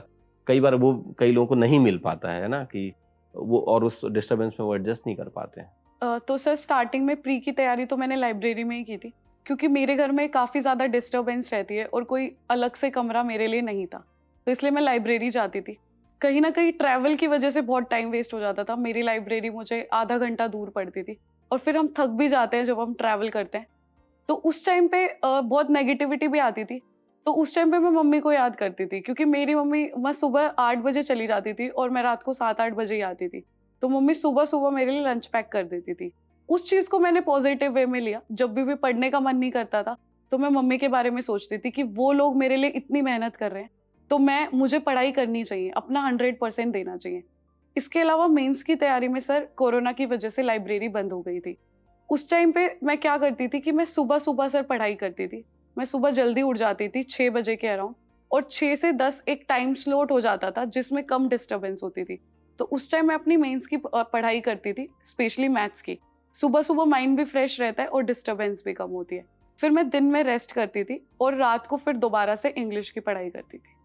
और कई लोग बच्चे ये कहते हैं कि घर में मम्मी-पापा जब देखते हैं ना कि बच्चा बैठा हुआ है, तो उसको डिस्टर्ब करते रहते हैं कि ये काम कर दो, वो काम कर दो। ये भी लोगों की एक प्रॉब्लम है। बाहर रहते हैं तो कहते हैं कोई डिस्टर्ब नहीं करता है। तो क्या ऐसा आपके साथ भी था कि मम्मी ने बोला कि चलो अब ये काम करो हमारे साथ, पढ़ाई होगी तुम्हारी बहुत? सर स्टार्टिंग में जब मैं मेंस के लिए आई तो लाइब्रेरी बंद हो चुकी थी, तो मुझे था कि घर में ही पढ़ाई करनी है। तो मैंने मम्मी पापा को बोल दिया कि नवंबर में मेरा एग्जाम है और तब तक मुझे प्लीज डिस्टर्ब मत करना किसी भी काम के लिए, कुछ भी काम हो। तो वो लोग काफी सपोर्टिव रहे हैं मेरे पेरेंट्स। तो जैसे ही उनको दिखता था मैं अपने रूम में हूँ, इवन रूम में कुछ सामान भी लेना होता था तो वो लोग रूम में नहीं आते थे, डिले कर देते थे, स्पेशली अगर मैं मॉक टेस्ट दे रही हूँ तो उन लोगों ने मुझे बहुत ज्यादा सपोर्ट किया घर की पढ़ाई के टाइम। हर पेरेंट्स की तरह मेरे पेरेंट्स तो काफ़ी ज़्यादा सपोर्टिव रहे हैं। और इसके अलावा जो मेरे घर में एक भाई भी है, तो वो काफ़ी ज़्यादा फन लविंग पर्सन है, वो घूमता रहता है। बट जब मैं अपनी पढ़ाई करती थी, मॉक टेस्ट देती थी, तो वो भी अवॉइड करता था मेरे रूम में आना। अच्छा, क्या आपने कभी ऐसा किया कि वाक़ई में आप पढ़ तो नहीं रहे थे, लेकिन घर वालों को बोला कि हम पढ़ रहे हैं ताकि काम ना करना पड़े? ईमानदारी से आप बता सकते हो। सर ये मेरा फर्स्ट अटेम्प्ट था और मैं बहुत ज़्यादा पैशनेट थी कि मुझे फर्स्ट अटेम्प्ट में ही क्लियर करना है। तो ऐसा मैंने कभी नहीं किया। अपनी तैयारी मैंने बहुत ऑनेस्टली की है। मैं सोशल मीडिया पे बहुत ज़्यादा एक्टिव रहती हूँ। बट मैंने जब प्री की तैयारी स्टार्ट की थी तो मैंने अक्टूबर 2019 से लेके नवंबर 2020 तक सेल फ़ोन में कोई भी सोशल मीडिया ऐप नहीं था मेरे। सब कुछ मैंने अनइंस्टॉल कर दिया था। कई बार मेरी फ्रेंड जो होती थी उसको टेलीग्राम पे मुझे कुछ पीडीएफ भेजनी होती थी, तो मुझे कहती थी कि टेलीग्राम तो एटलीस्ट इंस्टॉल कर ले। तो फिर मैं उसको बोलती थी नहीं आप मम्मी के फ़ोन में भेजो। देन मैं मम्मी के फ़ोन से ब्लूटूथ से पीडीएफ अपने फ़ोन में लेती थी। तो सर मैंने सारे सोशल मीडिया जो भी डिस्ट्रैक्शन थी सबको कट कर दिया and I was very focused कि मुझे फर्स्ट अटेम्प्ट में निकालना है और इसीलिए मेरे को कोई प्रॉब्लम नहीं हुई। ज़रूरी भी है, आई थिंक फोकस्ड पढ़ाई करने का परिणाम भी यही होता है कि आप पहले टर्म में आपने एग्ज़ाम को भी क्रैक कर लिया, ठीक है। अब मैं आता हूँ टियर 3 एग्ज़ाम पे। टियर 3 एग्ज़ाम में आपके 74 मार्क्स हैं, तो थोड़ा विस्तार से क्या आपकी टियर 3 की स्ट्रैटेजी रही? क्योंकि हाई मार्क्स हैं इसलिए मैं जानना भी चाहता हूँ। एंड जो टॉपिक्स जैसे एग्ज़ाम में आते हैं, जैसे इस बार जो आपके एग्ज़ाम का टॉपिक था एनवायरमेंटल इम्पैक्ट असेसमेंट, मोस्टली लोग प्रिपेयर्ड नहीं थे इस टॉपिक को लेके। कई लोग समझ ही नहीं पाए कि टॉपिक क्या है और कुछ और ही लिख के आए। आप थोड़ा टियर 3 की स्ट्रैटेजी के बारे में पूरा बताइए, और आपने इस टॉपिक को पढ़ा तो कैसे समझा? क्या समझ में आया कि आपको लिखना है, और आपने कैसे लिखा कि आपके मार्क्स इतने अच्छे आए हैं टियर 3 में? सर मैंने इससे पहले CHSL 2018 का एग्ज़ाम दिया है, तो उसमें भी सर डिस्क्रिप्टिव होता है। तो मेरी कहीं ना कहीं प्रिपरेशन टियर 3 की वहाँ से हो चुकी थी। टियर 3 के लिए सर सबसे पहले मैंने 20 करंट टॉपिक सेलेक्ट करे यूट्यूब से। एक बुक आती है सर 151 एसेज, तो मैंने वो पढ़नी स्टार्ट की बट मुझे उसमें से कुछ समझ नहीं आया, काफ़ी बोरिंग भी लगी। तो मैंने उस बुक से नहीं किया, मैंने यूट्यूब पे 20 करंट टॉपिक्स देखे एंड देन 10-15 टॉपिक्स जो कॉमन टॉपिक्स होते हैं, सोशल टॉपिक्स होते हैं, वो मैंने कवर किए। इसके अलावा सर यूट्यूब पे एक चैनल है सीजीएल पिनाकल कोचिंग के नाम से। जितने भी टॉपर्स होते हैं टीयर 3 के, वो उनकी शीट शो करते हैं। तो मैंने उनका तरीका या फिर एक पैटर्न क्रैक करने की कोशिश की कि ये लोग ऐसा क्या लिख रहे हैं, ताकि मैं उस चीज़ से सीखूं। तो मैंने एक अलग से नोटबुक बनाई सर। उसमें मैंने ये 20 टॉपिक्स लिखे जो थे ड्राफ्ट टाइप में, कीवर्ड्स टाइप में। फॉर एग्जाम्पल मैं एनवायरनमेंट के बारे में लिख रही हूँ, तो उसके पॉजिटिव इफेक्ट, नेगेटिव इफेक्ट, सब कुछ मैंने लिख दिया। और इसके बाद मैंने सीजीएल पिनाकल कोचिंग में टॉपर्स की लाइंस कहीं ना कहीं लिखनी स्टार्ट कर दी। फॉर एग्जाम्पल सर, किसी की स्टार्टिंग लाइन बहुत अच्छी होती है, कोई कंक्लूजन में कुछ ऐसे वर्ड्स या फिर ईडियम फ्रेजेस यूज कर देते हैं, तो मैंने उनके लिए अलग से नोटबुक बनाई और वो मैंने अलग से लिख लिए। Introduction and then mid part and then conclusion. उनकी बहुत सारी लाइंस हो गई थी मेरे पास, तो वो भी एक तरह से कंटेंट की तरह सर्व हो गया था। इसके अलावा मैंने टॉपिक्स करे, और फिर जब मैंने टीयर 3 डिस्क्रिप्टिव का पेपर लिखा, तो उसमें सबसे पहले ज़्यादा ध्यान मैंने हैंड राइटिंग पे दिया। मेरी हैंड राइटिंग ठीक भी है, और मैंने कटिंग नहीं की सर कोई, क्योंकि अगर आपका नीट एंड क्लीन होता है ऐसे, तो वो एक पॉजिटिव इम्पैक्ट डालता है। और सर मैंने अंडरलाइन किया था। अगर आपके पास टाइम नहीं है तो आप सेम पेन से भी अंडरलाइन कर सकते हो, otherwise you can use pencil और ब्लैक पेन। कुछ वर्ड्स आप हाईलाइट कर सकते हो, इन्वर्टेड कॉमास में लगा सकते हो। इस तरीके से मैंने डिस्क्रिप्टिव लिखा था। मुझे लगता है डिस्क्रिप्टिव में कहीं ना कहीं स्टार्टिंग पोर्शन बहुत इंपॉर्टेंट रहता है, क्योंकि जब कोई आपकी एग्जाम की कॉपी चेक करता है तो first page is very effective. बिल्कुल। तो स्टार्टिंग का पैराग्राफ मैंने बहुत अच्छा लिखने की कोशिश की थी कि मैं इस स्टार्टिंग के पैराग्राफ में समझा सकूं कि ये जो एस्से हम लिख रहे हैं, एनवायरमेंटल असेसमेंट, ये क्यों ज़रूरी है। तो I write in that way only.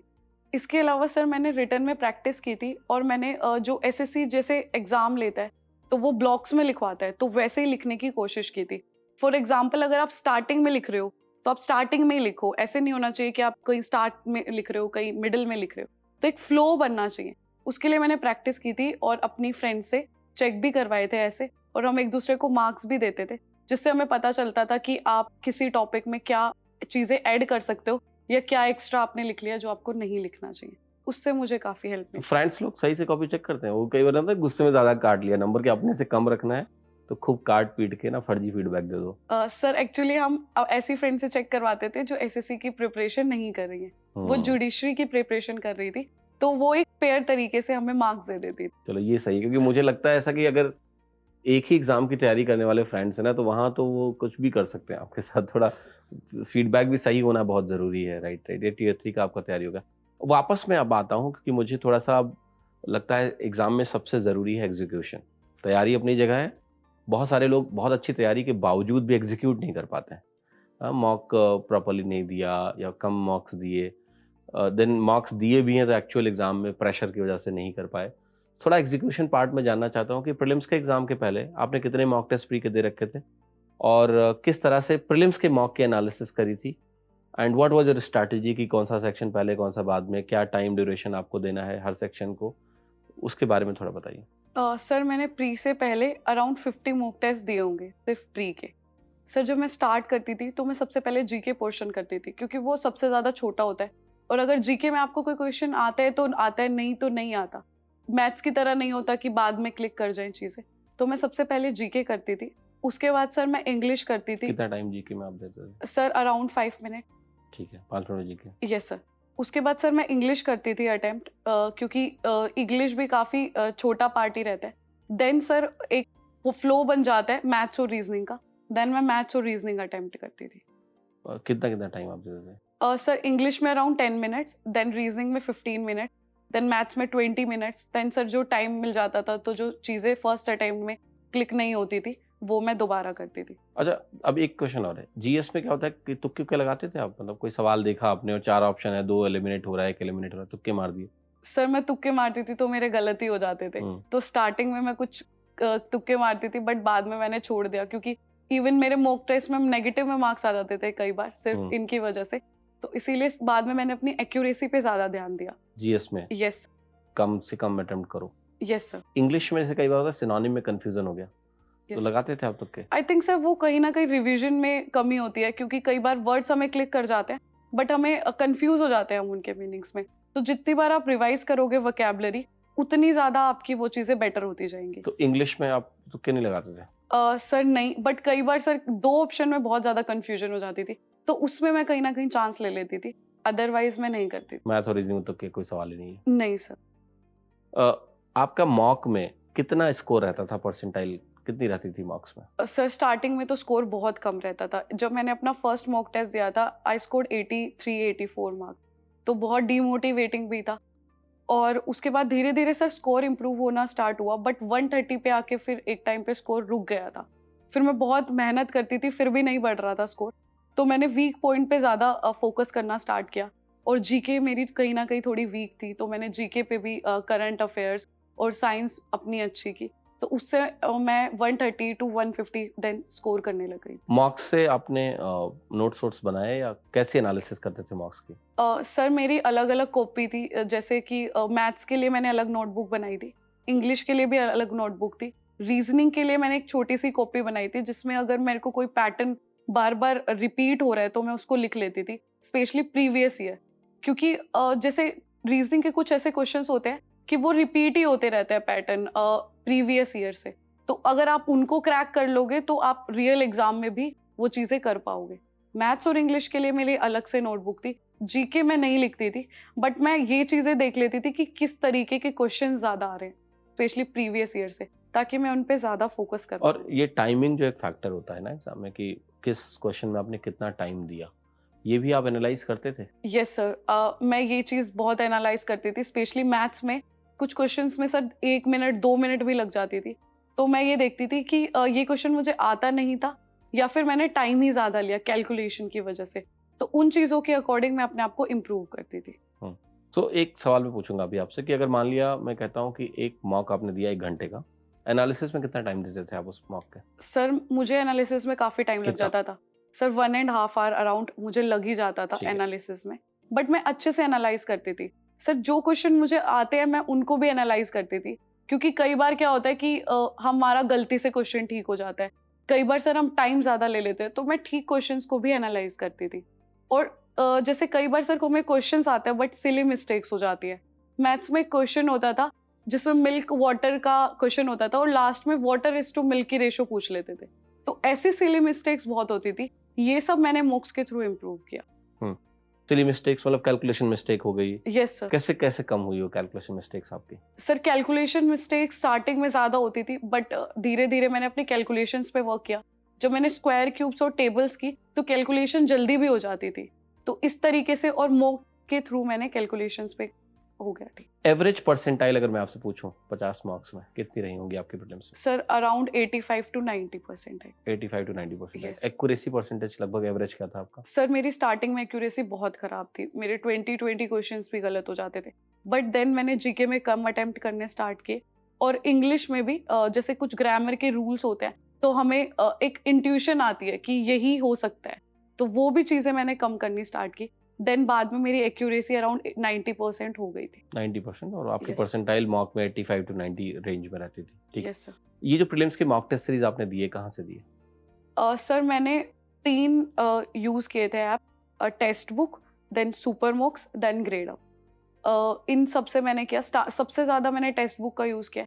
Then sir एक वीकली मॉक टेस्ट आते थे हमारे टाइम पे, आई डोंट नो अब आते हैं यानी, एसएससी ट्यूब एंड सुपर मॉक्स, वो हम लोग हमेशा देते थे। हम हर सैटरडे सुपर मॉक्स देते थे and her Sunday SSC tube देते थे।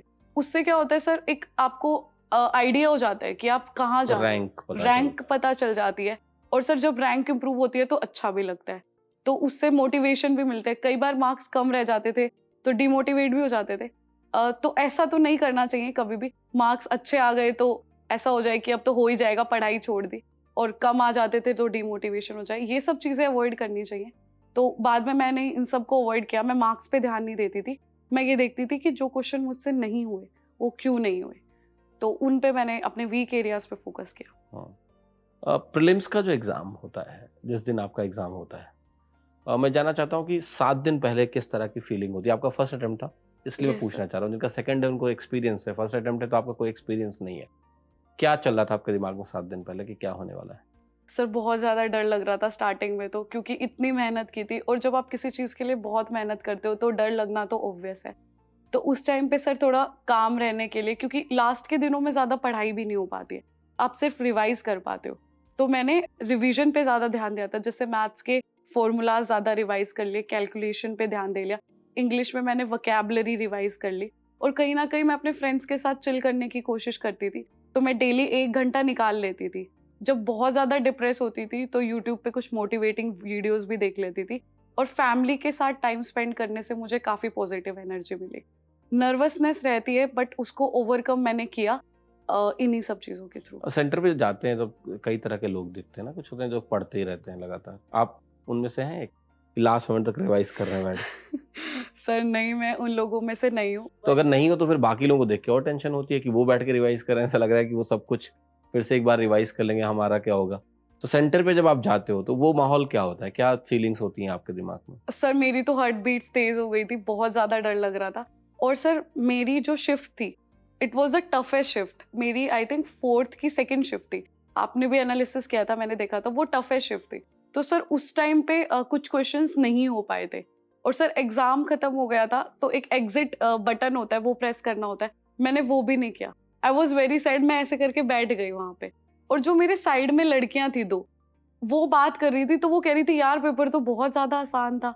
तो सर उससे और ज़्यादा मुझे घबराहट हो गई कि क्या मैंने ही नहीं अच्छा किया। बट बाद में मैंने एनालिसिस देखी और बहुत ज़्यादा टफ शिफ्ट थी, तो मुझे थोड़ा रिलीफ मिला कि नहीं, I will get good marks. Tough shift का एक वही होता है कि प्रेशर लेकिन एग्जाम के दौरान ज्यादा हो जाता है, कई लोग Yes, गड़बड़ sir. हो ही जाते हैं बिकॉज सर एग्जाम देते टाइम आपको नहीं पता होता कि ये टफ शिफ्ट है या इजी शिफ्ट है, तो जब आपसे क्वेश्चन नहीं होते मैथ्स के, तो ऐसे लगता है कि क्यों नहीं हो रहे, या एग्जाम अपने हाथ से निकल गया। एक टाइम था सर 10 मिनट्स रह रहे थे और मैथ्स के क्वेश्चन ही नहीं सोल्व हो रहे थे, but then I gear up, मैंने सोचा नहीं, जितना हो सकता है उतना करते हैं, और उतना सफिशिएंट रहा। मेंस के लिए आपने काफी मार्क्स दिए, जैसे आपने बताया कि आप जून तक ही 90 मार्क्स दे चुके थे मैथ्स के। Yes sir. ओवरऑल कितने मार्क्स दिए आपने मैथ्स के? Sir around 130। और इंग्लिश के? इंग्लिश के सर मैंने ज्यादा नहीं दिए, 10 to 15 मार्क्स। ठीक I है, ये only mock did. Test series कहाँ से आपने लिए? 130 मॉक कहाँ से खरीदे आप? Sir as I said earlier, text book, grade up, super mocks, इसके अलावा मैंने एसएससी ट्यूब भी लिया था, बट उसके मैंने ज़्यादा मॉक्स नहीं देते क्योंकि काफ़ी टफ होते हैं वो, तो मुझे ज़्यादा रेलिवेंट नहीं लगे।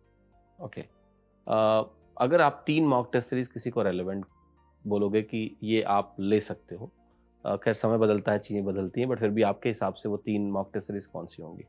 सर सबसे पहले मैं टेक्स्ट बुक रिकमेंड करना चाहूँगी, क्योंकि उसमें काफ़ी इजी मॉक्स हम्म। भी होते हैं और कैलकुलेटिव भी होते हैं, आई थिंक बहुत रेलिवेंट है। देन सर सुपर मॉक्स, क्योंकि एसएससी का जो पैटर्न चल रहा है उसमें टेस्ट उसी के हिसाब से होते हैं। Then sir grade up is also good, but अगर आपको कुछ टफ लगाना है तो आप ऑलिव बोर्ड या एसएससी ट्यूब भी ट्राई कर सकते हो। ओके, आपको क्या लगता है कि एक ऑप्टिमम नंबर ऑफ मॉक्स क्या होने चाहिए एक एस्पिरेंट के लिए जो मेंस की तैयारी कर रहा है अभी? सर हमारे टाइम पे हमें बहुत ज़्यादा टाइम मिल गया था, बट अगर आपके पास 3-4 महीने हैं तो sir I think 50 to 70 मॉक्स is enough. 50 to 70 marks Yes. आपको देने चाहिए। ऑन एन एवरेज आप ये कह रहे हो कि वीक में 5 मॉक तो दो। Yes sir. ठीक है, इंपॉर्टेंट है। कई सारे एस्पिरेंट पूछते हैं कि उन्हें मॉक टेस्ट कब से देना शुरू करना चाहिए। अगर लेट्स से उनकी तैयारी पूरी नहीं है, सिलेबस पूरा नहीं हुआ है, तो उन्हें मॉक टेस्ट कब से देना चाहिए? तो ये क्वेश्चन काफ़ी इंपॉर्टेंट हो जाता है उनके लिए, बिकॉज कई लोग डरते हैं मॉक देने से कि अगर मॉक देंगे और कम मार्क्स आए तो डिमोटिवेटिंग होगा।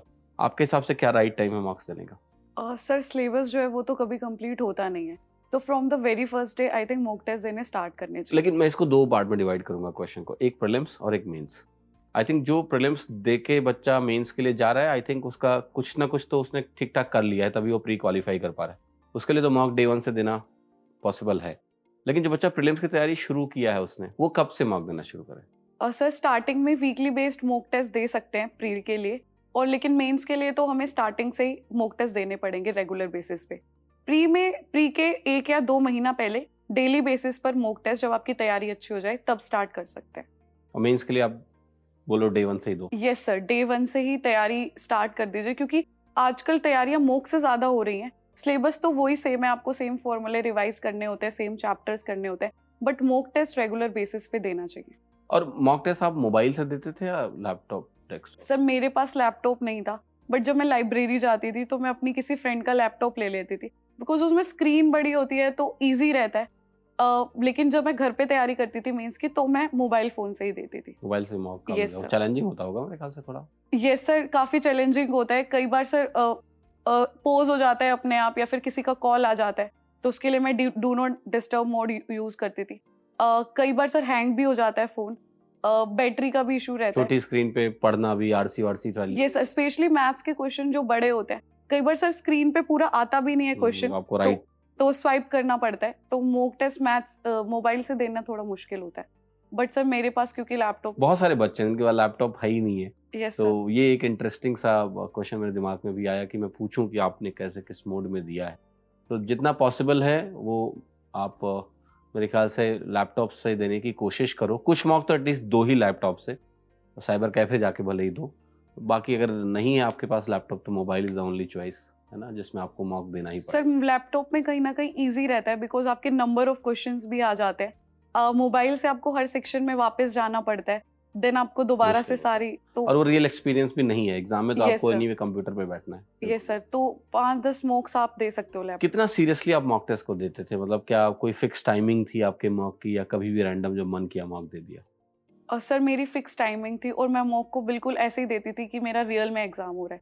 लाइब्रेरी में काफ़ी शांति होती है तो प्रॉब्लम नहीं होती थी, बट घर पे मैं बोल देती थी मुझे कोई डिस्टर्ब नहीं करेगा, और मैं रियल टाइम के हिसाब से ही देती थी। फॉर जैसे 10 to 12 होता है हमारा एग्ज़ाम मैथ्स का, तो मैं 10 to 12 ही मैथ्स का मॉक टेस्ट देती थी, ताकि मुझे उस टाइम के हिसाब से मेरी बायोलॉजिकल क्लॉक उस टाइम के हिसाब से कन्वर्ट हो जाए। तो इसके लिए मैं मैथ्स का करती थी, और इंग्लिश का मैंने काफ़ी कम मॉक टेस्ट दिया है, बट अगर मैं देती थी तो मैं 3 से 5 या 4 से 6 ही देती थी। एक और सवाल है मेरा, तैयारी के दौरान आपको क्या वो 3 मेजर गलतियां लगती हैं जो आपने की और आप अगर नहीं करते तो ज़्यादा बेहतर होता? सर सबसे पहले तो मैं इंग्लिश के बारे में बोलना चाहूँगी। मैंने ज़्यादा मॉक टेस्ट इंग्लिश के नहीं दिए, इस वजह से कहीं ना कहीं मेरा मेंस में स्कोर थोड़ा कम रह गया इंग्लिश में, क्योंकि मैथ्स में क्या होता है सर, एक फ्लो बन जाता है, तो मैथ्स करने का ही दिल करता रहता है, क्वेश्चन सॉल्व करो, हर क्वेश्चन को लेके आप क्यूरियस हो जाते हो कि ये क्यों नहीं सॉल्व हो रहा हमसे। तो मैं 6 घंटे मैथ्स ही पढ़ती रहती थी, जिसकी वजह से मेरी इंग्लिश की तैयारी कहीं ना कहीं कम रह गई। दूसरा सर, जीके पे मैंने ज़्यादा ध्यान नहीं दिया। अगर मेरे जीके में अच्छे मार्क्स होते तो मैं 190 के आसपास स्कोर कर सकती थी प्री में, तो जीके मेरा कहीं ना कहीं वीक पॉइंट रह गया। अगर स्टार्टिंग से जीके की तैयारी करें तो जीके में भी आप 25 स्कोर कर सकते हो। और सर तीसरा, स्टार्टिंग में जैसे प्री के टाइम में जब मैंने मेरी शिफ्ट काफ़ी मुश्किल थी, तो मैं उस हिसाब से कोप अप नहीं कर पाई, क्योंकि मुझे पता नहीं था मेरी शिफ्ट मुश्किल है, मुझसे क्वेश्चन नहीं हो रहे थे, तो मैं डीमोटिवेटेड हो गई। हालांकि बाद में मैंने लास्ट के 5 to 10 मिनट्स उस चीज़ को कवर करने की कोशिश की, बट कहीं ना कहीं 3-4 क्वेश्चंस मेरे रह गए, उसकी वजह से मुझे लॉस हो। तो ये 3 गलतियाँ। ये एक अच्छा पॉइंट है कि आपको नहीं पता कि आपकी शिफ्ट आसान है या कठिन है, तो कई बार एक सेल्फ डाउट होता है कि शायद शिफ्ट आसान है, हमसे ही नहीं हो रहा है। बट आई थिंक ये एटीट्यूड, आप अपने आप को बेनिफिट ऑफ डाउट दो। अगर आपसे सवाल नहीं निकल रहे हैं तो आप ये देखो कि यही पेपर सबको मिला है, तो अगर हमें मुश्किल हो रही है तो सबको हो रही होगी। ये Yes, sir. एटीट्यूड इंपॉर्टेंट है। लास्ट तक अगर आप फाइट नहीं करोगे तो फिर आपका एग्जाम बेहतर हो ही नहीं सकता है। सर लास्ट की 10 मिनट्स में मैंने थोड़ा इम्प्रूव किया, अदरवाइज अगर उस टाइम में मैं डिमोटिवेट हो जाती तो और 10-20 नंबर और कम हो जाते हैं। Yes sir. एक बहुत ही कॉमन क्वेश्चन और भी एस्पिरेंट्स का आता है, वो आता है रिवीजन। रिवीजन कैसे करें? How to revise? क्या फ्रीक्वेंसी होनी चाहिए? आप इसके बारे में कुछ बता सकते हैं कि रिवीजन स्ट्रैटेजी क्या होनी चाहिए? सर मैं फॉर्मूला, जैसे मैथ्स के है फॉर्मूलाज और कैलकुलेशन, ये तो मैं डेली बेसिस पे रिवाइज करती थी, बट सर टॉपिक्स जो होते हैं वो मैं वीकली बेसिस पे रिवाइज करती थी, क्योंकि सिलेबस पहले कंप्लीट हो चुका होता है, तो आपको मॉक टेस्ट के थ्रू पता चलता है कि कौन से टॉपिक्स आपके वीक है। आई थिंक उन पे आपको ज़्यादा फोकस करना फोकस कैसे करें? मतलब लेट्स से कोई टॉपिक आया आपका कि ये टॉपिक पैराजम्बल्स में दिक्कत हो रही है, तो आप उसको कैसे करेक्ट करते थे? तो सर उसकी ज़्यादा से ज़्यादा क्विज देनी चाहिए, सिर्फ उसी टॉपिक पे फोकस करना चाहिए। फॉर एग्जाम्पल, अगर आपको मैथ्स में ज्योमेट्री के क्वेश्चंस में दिक्कत हो रही है तो आप उसके फॉर्मूलाज अच्छे से रिवाइज करो, आप अपने क्लास नोट्स अच्छे से रिवाइज करो, और अगर आपको अलग ही किसी टॉपिक में दिक्कत हो रही है तो आप यूट्यूब का भी यूज़ कर सकते हो, उसकी उस टॉपिक से रिलेटेड वीडियोज़ देख सकते हो। तो इस तरीके से आप अपने वीक पॉइंट को स्ट्रेंथ में कन्वर्ट कर सकते हो। ये चीज़ें मॉक टेस्ट के थ्रू ज़्यादा पता चलती है, एनालिसिस होती है, इसलिए मॉक टेस्ट बहुत ज़रूरी है। मॉक से अपनी कमियां निकाल के यस सर। पता करके कि कहाँ कमी है उसको रिवाइज करना। यस ठीक है, मैथ्स में मेरे ख्याल से यही है, जो टॉपिक वीक है उसके क्वेश्चन लगाओ और इम्प्रूवमेंट करो, ठीक है। अब मैं आता हूँ, तैयारी लंबी है एसएससी की, 3-3 साल का पीरियड इसमें लग जाता है, तो ऐसा भी संभव नहीं है कि आप रोज आपका पढ़ने का मन करेगा या पढ़ाई वो कई बार बोरिंग लगने लगेगी। आप जब लगातार करते जा रहे हो, क्योंकि जो आई थिंक ग्रेजुएशन तक का पीरियड होता है सबका बड़ा चिल होता है, बहुत ज़्यादा टेंशन नहीं है, आराम से, चाहे इंजीनियरिंग की बात करें या ग्रेजुएशन की बात करें, चिल पीरियड होता है बच्चों के लिए। कंपटीशन में आते ही तुरंत ही वो सब कहीं ना कहीं कर्टल होने लगता है। बट एक बैलेंस भी ज़रूरी है। Ultimately you are a human being, तो you can not act like a machine. आपका एंटरटेनमेंट के सोर्सेस क्या थे? कैसे आप अपने आप को, कहते हैं ना, लाइटर मूड में लेके आते थे कि वो एक हैवी जो पढ़ाई है उसके बाद what were your fun activities? Sir I think music is the only magic left in the world. Music ने मेरी बहुत ज़्यादा हेल्प की। जब भी डिप्रेस होती थी, सैड होती थी या फिर पढ़ के फ्रस्ट्रेट हो जाती थी तो मैं गाने सुनती थी। और डांसिंग भी मेरी हॉबी रही है, तो मैं अकेले अपने रूम को लॉक करके बहुत गाने सुनती थी, डांस करती थी। इसके अलावा सर मेरा बैडमिंटन में बहुत ज़्यादा इंटरेस्ट है। वीकली बेसिस पे मैं ट्राई करती थी कि सैटरडे या फिर संडे, सैटरडे संडे मैं यूजुअली रिवीजन करती थी या फिर मॉक टेस्ट ही देती थी। तो उस टाइम मेरे पास स्पेयर टाइम होता था, तो उसमें मैं बैडमिंटन खेलती थी या स्विमिंग क्लासेस चली जाती थी। उन्होंने मेरी काफ़ी मदद की, क्योंकि जब आप डेली बेसिस पे 8 से 10 घंटे पढ़ रहे हो तो डेली एनर्जी नहीं रहती है और कहीं ना कहीं एक फ्रस्ट्रेशन हो जाती है। तो जब आप ऐसी एक्टिविटी कर रहे हो जैसे बैडमिंटन है, उसमें आपकी एनर्जी लग जाती है और आप कहीं ना कहीं रिलीफ फील करते हो, फ्रस्ट्रेशन भी उसी के थ्रू उतर जाती है। तो ट्राई करना चाहिए कि हफ्ते में एक बार अपनी कोई भी हॉबी परस्यू करने की। सो बैडमिंटन खेलने के लिए you need a group, that's the challenge. Yes sir. आपके पास ग्रुप था बैडमिंटन के लिए? सर जब मैं लाइब्रेरी जाती थी तो मेरे पास एक ग्रुप था, बट जब घर पे मेंस की तैयारी के लिए, तब आई हैव नथिंग। तो मैं ट्राई करती थी कि मैं ज़्यादा से ज़्यादा टाइम अपनी फैमिली के साथ स्पेंड करूँ, उससे काफ़ी पॉजिटिविटी मिलती थी, वो लोग मोटिवेट करते थे। इस तरीके से मैंने किया। बाकी कोई आपका डेली कोई फिजिकल एक्टिविटी रूटीन था? सर फिजिकल एक्टिविटी तो नहीं करती थी, बट यही गेम्स के थ्रू, जैसे बैडमिंटन, इनके थ्रू मेरी थोड़ी फिजिकल हेल्थ ठीक रहती थी। कभी ऐसा हुआ कि कुछ दिन पढ़ने का मन नहीं किया, एक लंबा गैप हो गया पढ़ाई में? क्योंकि कई ऐसे फेजेस आते हैं ना जब नहीं करता मन पढ़ने का, बार बार वही चीजें करनी, वही चीज रिवाइज करनी है। ऐसे कुछ चंक्स थे आपके तैयारी के दौरान? सर आई थिंक सबकी तैयारी में ऐसे ही होता है। कई दिन आपकी 100% एनर्जी होती है, तो उस दिन आप लगातार भी पढ़ सकते हो, आप पूरा दिन पढ़ते हो और आप रात को सोते टाइम ऐसा होता है कि हाँ, टुडे आई एम सेटिस्फाइड, मैंने बहुत अच्छे से तैयारी की। बट सर कई दिन ऐसे आते हैं कि इवन मैं सुबह उठती थी और पढ़ाई का मन ही नहीं करता था, तो आप उस टाइम पे 1 या 2 दिन का ब्रेक ले सकते हो। ज़्यादा लंबा ब्रेक भी आप फिर उसी मोड में चले जाते हो, वही वाइब आ जाती है। ज़्यादा लंबा ब्रेक भी नहीं लेना चाहिए, बट आप 1 दिन का ब्रेक ले सकते हो अपनी तैयारी से। तो उस टाइम सर मैं अपनी हॉबीज़ करने की कोशिश करती थी या अपने फ्रेंड्स के साथ टाइम स्पेंड करती थी, फैमिली के साथ, या फिर सर मुझे मूवीज़ देखने का बहुत शौक है, तो मैं कोई भी एक इंस्पायरिंग मूवी देख लेती थी, जिससे मुझे काफ़ी हेल्प मिलती थी। और जो फ्रेंड सर्कल है, जैसे तैयारी के दौरान बच्चे कई बार फ्रेंड सर्कल को बहुत छोटा कर लेते हैं, आपका जो फ्रेंड सर्कल था, क्या उसमें सारे तैयारी करने वाले बच्चे थे या फिर ऐसे भी लोग थे जो कुछ नहीं कर रहे थे लेकिन हाँ मस्ती आप उनके साथ कर रहे थे? सर प्री की तैयारी से पहले जो मेरा फ्रेंड सर्कल था, they were like party type of person. वो लोग बिल्कुल नहीं पढ़ाई करते थे और हम लोग भी। तो मैंने सोचा कि उस टाइम पे अगर मैं उन्हीं लोगों के साथ रही तो कहीं ना कहीं मेरी तैयारी पे फ़र्क पड़ेगा। तो जब मैंने लाइब्रेरी ज्वाइन की और मैंने प्री के लिए फुल फ्रेश तैयारी स्टार्ट की, तो मैंने सर उन लोगों को बिल्कुल कट ऑफ कर दिया था और मेरे टाइम पे सिर्फ जो लोग एसएससी की तैयारी करते थे या अच्छी तरीके से किसी भी गवर्नमेंट एग्जाम की तैयारी करते थे, वही फ्रेंड्स रह गए थे। इससे क्या होता है सर, एक वाइब बनी रहती है और कहीं ना कहीं जब आप डीमोटिवेटेड फील करते हो तो वो लोग आपको इंस्पायर करते हैं, आपको मोटिवेट करते हैं अच्छा करने के लिए। कई बार क्या होता था सर, हम लोग ग्रुप में जैसे मॉक टेस्ट देते थे तो बहुत कम नंबर आ जाते थे सर, 110 नंबर भी आ जाते थे, तो लगता था ऐसे में तो कट ऑफ भी क्लियर नहीं होगी, तो कैसे चलेगा। तो उस टाइम पे आपका ग्रुप आपकी हेल्प कर देता है बहुत अच्छे तरीके से। वो लोग आपको बोलते हैं कि नहीं कोई नहीं, अगले में आएंगे, या फिर ये डिफिकल्ट था, तो एक पॉजिटिव एक्सपेक्ट रहता है। तो इस वजह से मैंने अपने फ्रेंड्स को बहुत लिमिटेड रखा। मेरे 3-4 ही फ्रेंड्स थे उस टाइम पे और वो लोग ज्यादातर एसएससी की तैयारी कर रहे हैं। अभी क्या वो फ्रेंड सर्कल वापस आया पार्टी? यस सर, मेरी जो बेस्ट फ्रेंड है शी इज एक्साइज इंस्पेक्टर, वो भी Okay, सीजीएल 19 great. के थ्रू है। एंड एक रवि दई है, वो मेरे सीनियर। नहीं, पार्टी वाला जो सर्कल आपने छोड़ दिया था वो अब दोस्त हैं या नहीं है अब? सर उनमें से अब तो कई time है लोगों आपके पास। Yes sir.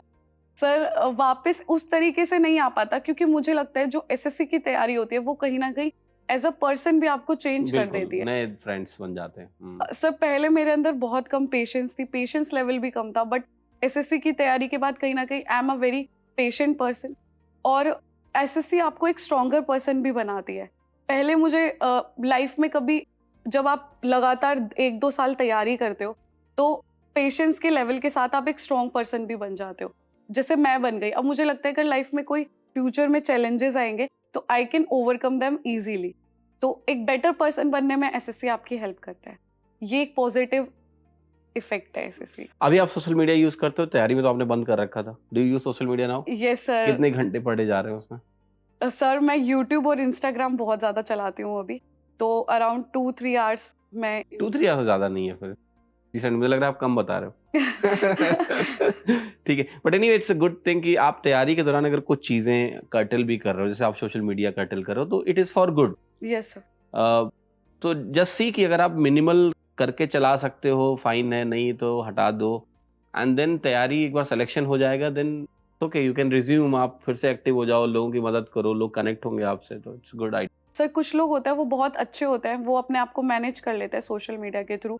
I am a kind of person जो बहुत ज़्यादा, जैसे अगर मेरे पास सोशल मीडिया है तो मैं हर 10 मिनट में अपना फ़ोन चेक करती थी, तो इस वजह से मेरे लिए बहुत ज़रूरी था सोशल मीडिया से दूर रहना तैयारी के टाइम। तो इसीलिए मैंने सारे सोशल मीडिया ऐप्स अपने फ़ोन से हटा दिए थे अपनी प्रिपरेशन के टाइम पे। ये ठीक है, मतलब इफ यू नो योरसेल्फ कि हाँ मेरे अंदर ये कमी है, तो उसके हिसाब से आपको मेजर Yes. लेना पड़ेगा। One formula doesn't fit for all, है ना? Yes. ये अच्छी चीज़ है। प्रिपरेशन के दौरान आपका क्या मतलब, कौन से ऐसे लोग हैं जिनको आप अपने सक्सेस का क्रेडिट देना चाहोगे? उनके बारे में बताइए ज़रूर। सर सबसे पहले तो मेरे पेरेंट्स, क्योंकि हर किसी के पीछे अगर सक्सेस के लिए सबसे बड़ा कोई फैक्टर होता है तो आई थिंक पेरेंट्स ही होते हैं। स्पेशली मेरी मम्मी, उन्होंने मेरी बहुत ज़्यादा हेल्प की। फाइनेंशियली तो होती हैं, साथ में सर जिस हिसाब से वो मेरे खाने पीने का हर चीज़ का ध्यान रखती थी, तो वो भी कहीं ना कहीं एक पॉजिटिविटी की तरह ही मैंने लिया कि वो लोग मेरे लिए इतनी मदद कर रहे हैं, मेरी इतना सपोर्ट कर रहे हैं, तो मैं भी उनके लिए कुछ करूँ ताकि उनके चेहरे पर स्माइल आए। दूसरा सर मेरा एक छोटा भाई है लक्ष्य वशिष्ठ, उसने भी मेरी बहुत तैयारी की। जब मैं डिप्रेस होती थी, he is a very chill guy, तो जब भी मैं डिप्रेस होती थी तो मेरे को बोलता था चलो कहीं आउटिंग पे चलते हैं, कहीं घूमने चलते हैं, तो मैं उसके साथ घूमने चली जाती थी, मूवीज़ चली जाती थी जब डिप्रेस होती थी।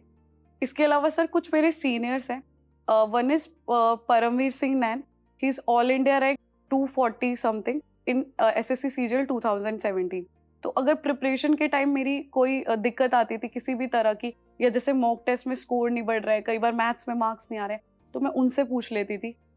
एक मेरी बेस्ट फ्रेंड है Garima Pandey, she is TA in CBDT department now, तो उन्होंने भी मेरी बहुत हेल्प की। एंड रवि दया, वो भी मेरे सीनियर है, उन्होंने मेरी सबसे ज़्यादा हेल्प की। मुझे कभी भी किसी भी चीज़ की ज़रूरत होती थी एसएससी के थ्रू, तो वो मेरी ज़रूर हेल्प करते थे। तो आई थिंक गाइडेंस बहुत इंपॉर्टेंट होती है, क्योंकि चाणक्य जी ने भी कहा है कि life is too short to make your own mistakes and learn from them, so we should always learn from others mistakes also. तो इसके लिए मैं रेमो विद टॉपर्स के भी एपिसोड देखी थी। कौशिक राज सर हैं, उनकी स्ट्रैटेजी मैंने फॉलो की है मॉक टेस्ट के लिए। उन्होंने जो स्किपिंग की टेक्निक बताई थी, उसने मेरी बहुत हेल्प की मैथ्स के लिए।